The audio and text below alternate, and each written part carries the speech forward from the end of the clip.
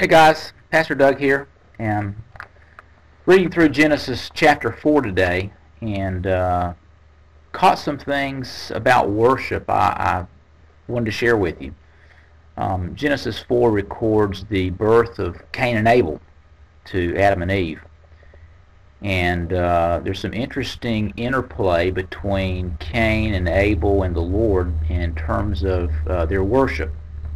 So let me read the passage to you, and then let's talk about it a little bit and see what we can learn from it.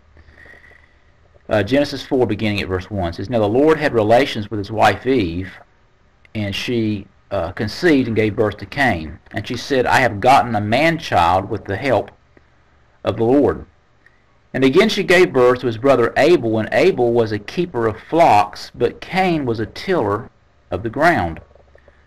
So it came about in the course of time that Cain brought an offering to the Lord of the fruit of the ground. And Abel, on his part, also brought of the firstlings of his flock, and of their fat portions. And the Lord had regard for Abel and for his offering, but for Cain and for his offering he had no regard. So Cain became very angry, and his countenance fell." Well, apparently at the end of some appointed time, Cain and Abel both come to the Lord to worship and to bring an offering to him. And the text is real elaborate as it describes Abel's offering. It says, "And Abel on his part also brought of the firstlings of his flock and of their fat portions." And of course it says, "And the Lord had regard for Abel and his offering." So when it comes to Abel, there's this clear effort and great motivation, good godly motivation that he brings. And he brings the firstlings of his flock and of their fat portions. And of course the Lord did with favor. And it's interesting that with Cain, not a lot said about his offering. It's not very elaborate in terms of it. It just says, hey, he did it.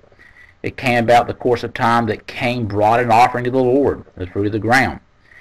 It looks almost as if for Cain he was merely discharging an obligation, whereas for Abel his motivation was much purer, much more sincere.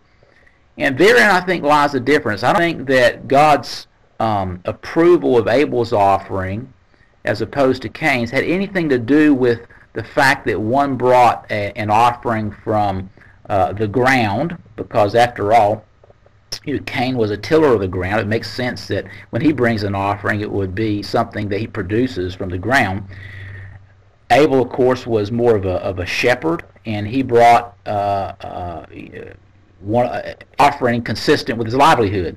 So I don't think it had anything to do with what they brought. I think it had everything to do with the motivation with which they brought it. I think the same thing's true of you and me.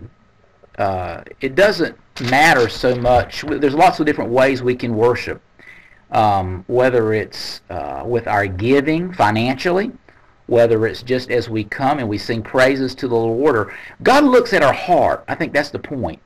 And as we come to worship God, we need to be more like Abel than Cain. Abel brought the very best that he had. He came with a pure motivation. Cain, on the other hand, he just was discharging a duty. And so I'd ask you this question. When you come to worship God, when you give of what God's blessed you with as an offering back to God, as an act of worship, do you give God your best?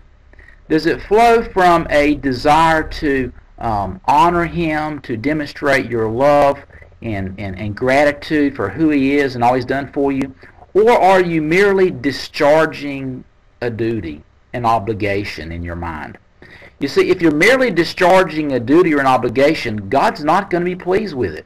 In fact, you might make a great sacrifice in giving, for example, but if it doesn't flow from a heart that is pure, then God's not going to regard it as something that's pleasing to Him. And it's interesting, you see at the end, of course, that God did approve of Abel's offering and not Cain's. And as a result, Cain was angry. But for Cain, and for his offering, he regards. So Cain became very angry, and his countenance fell. Cain was self-righteous. Even when God lovingly brought attention to his motivations that weren't pure, rather than responding in humility, which would have been the right thing to do, oh God, I just didn't realize, or God, I did realize, but I want to repent, I want to change my heart towards you, help me. Instead, he became angry. Well, that's just a little teaching, a little nugget today. I was thinking about worship. What do we walk away with? I think this. We want to be more like Abel than Cain, don't we? We want, God sees our heart. When I worship, when I give, I want to give the very best that I have because of the greatness of the God to whom I'm offering it. I hope that's your heart's desire too. God bless you. Hope you have a great week, and I'll see you this Sunday.